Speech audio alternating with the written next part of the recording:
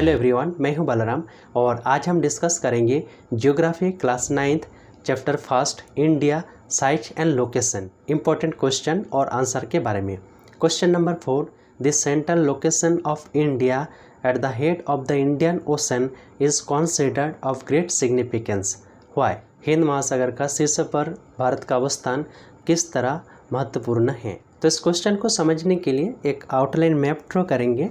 ठीक है, जैसे कि इस तरह एक आउटलाइन मैप हम ड्रॉ करेंगे तो और भी आसानी से हम समझ पाएंगे इसे। ठीक है,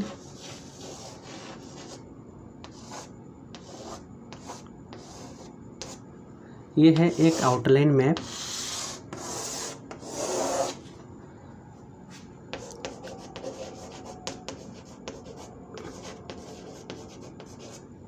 इंडियन ओशन, ठीक है,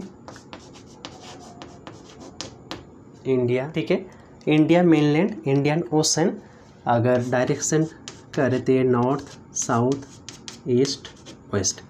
ठीक है, भारत जो है वो कि एशिया महादेश के साउदर्न पार्ट में है और अगर ईस्ट एशिया और वेस्ट एशिया के बीच में हम देखते हैं एशिया भारत को, तो भारत का जो कोस्ट लाइन है यहाँ पे वेस्टर्न कोस्ट और ईस्टर्न कोस्ट है।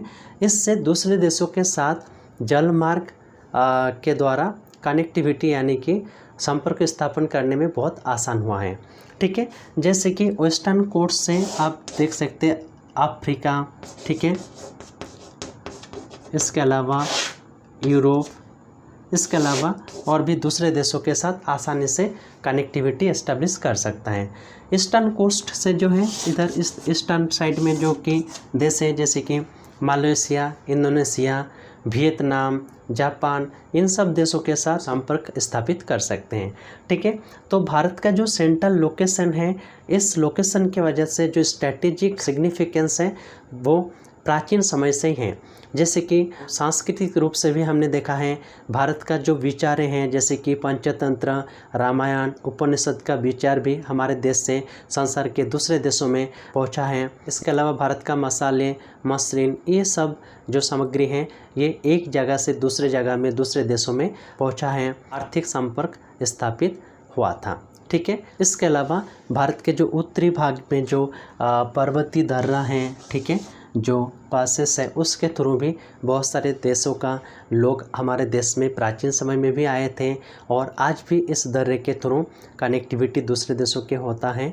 ठीक है, तो भारत का जो लोकेशन है एशिया कॉन्टिनेंट में है। सेंट्रल पोजीशन में होने की वजह से आसानी से अफ्रीका, यूरोप, अमेरिका स्थल पथ और जलमार्ग दोनों माध्यम से आसानी से कनेक्टिविटी एस्टेब्लिश कर सकते हैं दूसरे देशों के साथ। ठीक है, तो इस क्वेश्चन का आंसर टू द पॉइंट किस तरह लिखना है आइए हम आपको बताते हैं। The central location of India at the head of the Indian ocean is considered of great significance. Why? Answer, the Indian landmass has a central location between the East and West Asia. India is a southward extension of Asian continent. The Trans-Indian Ocean routes which connect the countries of Europe in the west and the countries of East Asia provide a strategic central location to India. The Deccan Peninsula protrudes into the Indian Ocean, thus helping India to establish close contact with West Asia, Africa and Europe from the western coast and with Southeast and East Asia from the eastern coast.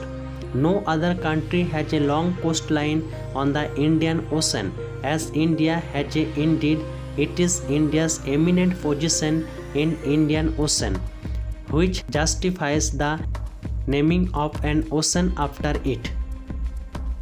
आशा करता हूँ ये video आपको पसंद आया है।